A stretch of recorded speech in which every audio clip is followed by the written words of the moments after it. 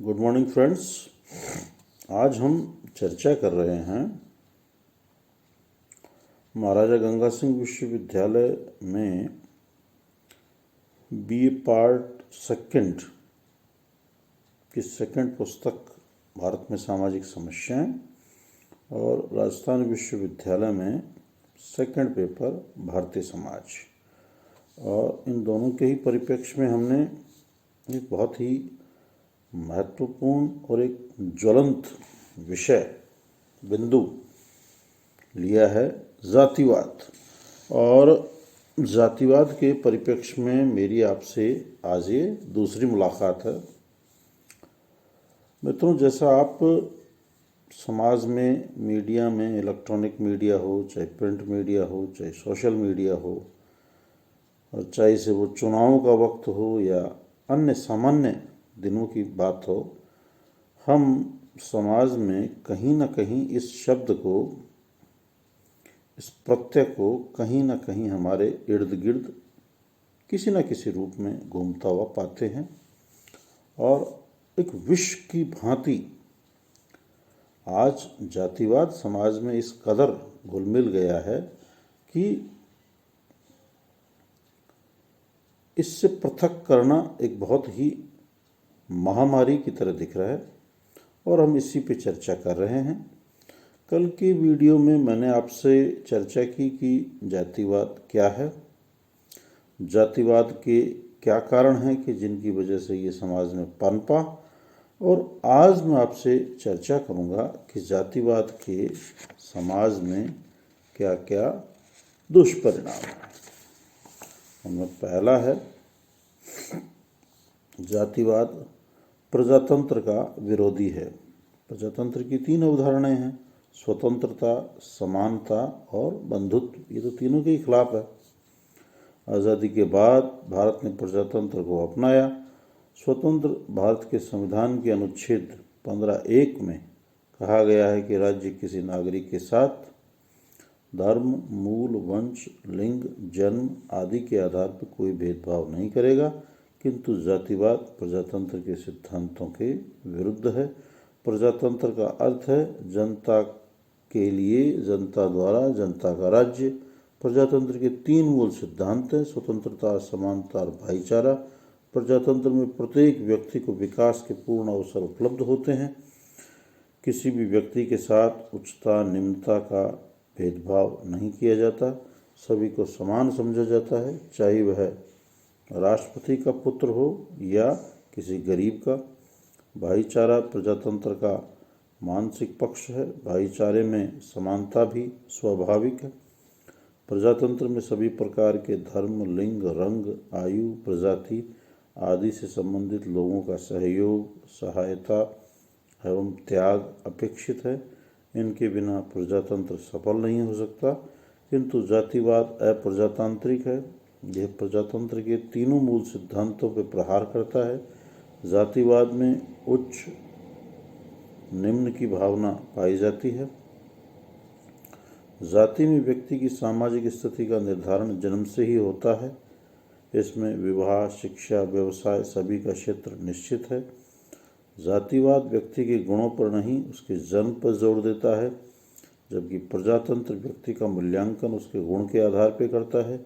जातिवाद संकुचित निष्ठा, अंधभक्ति एवं पक्षपात पर आधारित है। जातिवाद प्रजातंत्र की तरह समानता पर नहीं, वरन जन्म से ही असमानता पर आधारित है। एक निम्न जाति में जन्म लेने वाला व्यक्ति चाहे कितना ही गुणी, शिक्षित एवं दक्ष क्यों ना हो, वह उच्च जाति के व्यक्ति के समक्ष नहीं माना जाएगा। विभिन्न जातियों के बीच असमानता का सिद्धांत स्वीकार किए जाने के कारण जातिवाद में भाईचारे की भावना का अभाव पाया जाता है। जातीय भेद के कारण जातीय तनाव एवं द्वेष, विषमता एवं घृणा उत्पन्न हो जाती है। जातिवाद के वशीभूत हो व्यक्ति संपूर्ण समाज एवं राष्ट्र के हित में सोच ही नहीं पाता और केवल अपनी ही जाति के व्यक्तियों को सब प्रकार के सुख सुविधाएं एवं राजनीतिक शक्ति प्रदान करना चाहता है। परिणाम यह होता है कि चुनाव में जातिवाद के आधार पर वोट लिए व दिए जाते हैं। कई लोग कहते हैं कि हम वोट और बेटी तो अपनी जाति वाले को ही देंगे। राजनीतिक दल भी उम्मीदवारों का चयन करते समय क्षेत्र विशेष की बहुसंख्यक जाति का विशेष रूप से ध्यान रखते हैं। पंचायतों, म्यूनिसिपल कमेटियों, विधानसभा एवं संसद के चुनाव के अध्ययन उपयुक्त बात की पुष्टि करते हैं। Doctor M.N.. श्रीनिवास ने मैसूर राज्य का उदाहरण देते हुए लिखा कि वहाँ पंचायत के चुनाव से लेकर राज्य के मंत्रियों एवं सचिवों तक की नियुक्ति में जातीय आधार अपनाया जाता है। जातिवाद का विष धीरे धीरे राजनीतिक, आर्थिक एवं सामाजिक सभी पक्षों में फैल रहा है और आज जातीय निष्ठा में वृद्धि हुई एवं सामाजिक तथा राष्ट्रीय हितों की बलि दी गई है। अगला है जातिवाद राष्ट्रीय एकता में बाधक। जातिवाद के कारण छोटे छोटे जातीय समूह संगठित हो जाते हैं तथा व्यक्ति की सामुदायिक भावना बहुत अधिक संकुचित हो जाती है। वह राष्ट्रीय दृष्टिकोण से विचार नहीं करके जातिगत कल्याण की दृष्टि से सोचता है। समाज के सैकड़ों हजारों छोटे छोटे खंडों में विभक्त हो जाने और अपनी जाति या उपजाति को सर्वोपरि समझने से स्वस्थ राष्ट्रीयता के विकास एवं राष्ट्रीय एकता में बाधा उपस्थित होती है। जातिवाद के कारण संविधान की धारा 15(1) की अवहेलना होती है। इस धारा में बताया गया है कि राज्य किसी के साथ किसी भी आधार पर भेदभाव नहीं करेगा। वास्तविकता यह है कि अनेक राजनेता और बड़े बड़े अधिकारी भी जातिवाद की संकुचित मनोवृत्ति के शिकार हैं, जो उन्हें राष्ट्रीय हितों की कीमत पर संकुचित जातिगत स्वार्थों की पूर्ति के लिए प्रेरित करती है। अगला है जातिवाद औद्योगिक कुशलता में भी बाधक। आज देश में अनेक उद्योग धंधों का विकास होता जा रहा है, जिसमें योग्य एवं प्रतिभाशाली व्यक्तियों को उच्च स्थानों पर आसीन करने की आवश्यकता है। होता यह है कि बड़े बड़े उद्योगों में लोग अपनी जाति के व्यक्तियों को उच्च पदों पर आने का अवसर देते हैं। ऐसी स्थिति में औद्योगिक कुशलता में कमी आती है। जातिवाद कुछ सीमा तक नैतिक पतन के लिए भी उत्तरदायी है। जातिवाद की भावना व्यक्ति को पक्षपातपूर्ण व्यवहार के लिए प्रेरित करती है।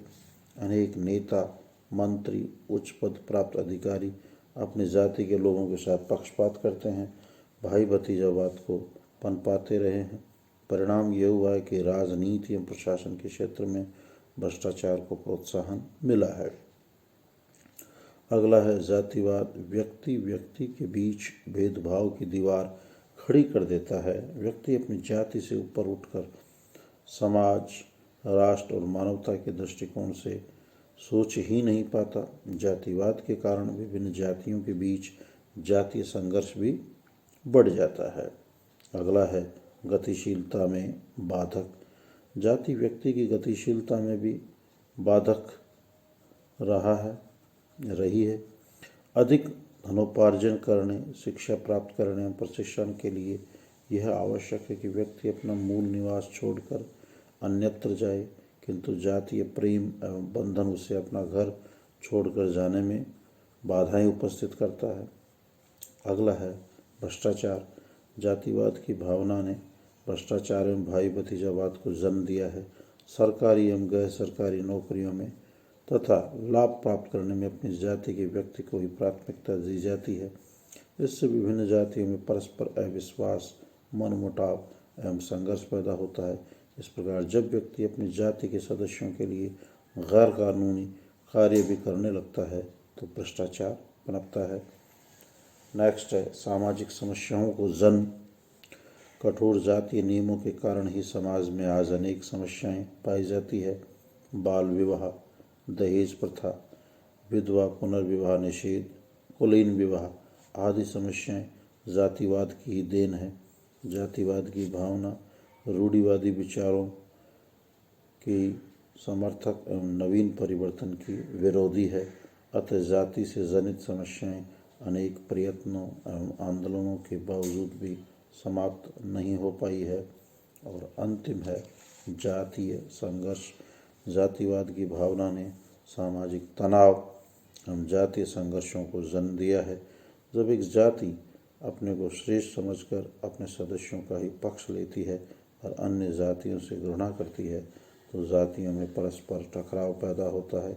जातीय दंगे, मारपीट, तोड़फोड़ एवं आगजनी की घटनाएं घटती है।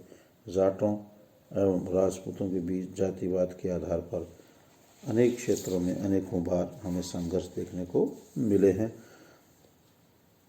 यानी जातिवाद ने हमारी सामाजिक समरसता को भी बहुत ठेस पहुंचाई है। ये आज मित्रों हमने गहनता से समझे कि जातिवाद के क्या क्या दुष्परिणाम हैं। कल की वीडियो में मैं आपसे जातिवाद के निवारण के उपायों की विस्तार से चर्चा करूंगा। प्रत्येक वीडियो के अंत में मेरी आपसे यही सलाह रहती है कि आप इन वीडियोस को देखें, समझें, लाइक करें, सब्सक्राइब करें और जहां आपकी जिज्ञासा, समस्या, प्रश्न है उनके संदर्भ में आप अवश्य कमेंट्स करें और साथ ही अपने वे मित्र, वे साथी जिनके पास किन्हीं ही कारणों से ये वीडियोस, PDF नोट्स, ई कंटेंट्स नहीं पहुंच पा रहे हैं उनसे भी चर्चा करें, उन तक ये पहुंचाएं। अब तो महाविद्यालय खुल भी गए हैं और आपको निश्चित अनुपात, एक निश्चित संख्या, एक निश्चित निर्देश के तहत महाविद्यालय जाना है, जहां आपको मास्क लगाना है, सामाजिक दूरी बनाए रखनी है, अनावश्यक वस्तुओं को नहीं छूना है और सोशल डिस्टेंसिंग और सैनिटाइज़र का प्रयोग करना है। मुझे आशा ही नहीं, पूर्ण विश्वास है आप कठोरतापूर्वक इस कठिन समय में राज्य द्वारा निर्धारित मानदंडों की अनुपालना कर रहे होंगे। आप स्वस्थ रहें, मस्त रहें, प्रसन्नचित रहें, अध्ययन अध्यापन में अपने आप को व्यस्त रखें। इन्हीं शुभकामनाओं के साथ सुप्रभात।